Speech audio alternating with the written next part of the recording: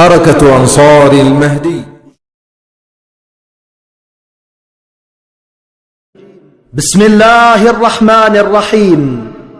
سبحان الذي أسرى بعبده ليلا من المسجد الحرام إلى المسجد الأقصى الذي باركنا حوله لنريه من آياتنا إنه هو السميع البصير.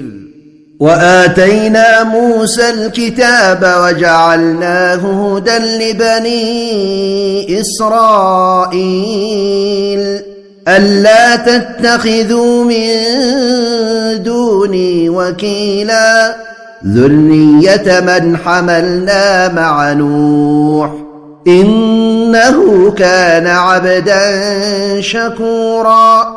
وقضينا إلى بني إسرائيل في الكتاب لتفسدن في الأرض مرتين ولتعلن علوا كبيرا.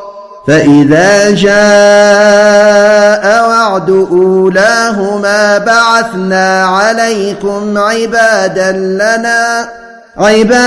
لنا أولي بأس شديد فجاسوا خلال الديار وكان وعدا مفعولا. ثم رددنا لكم الكرة عليهم وأمددناكم بأموال وبنين وجعلناكم أكثر نفيرا.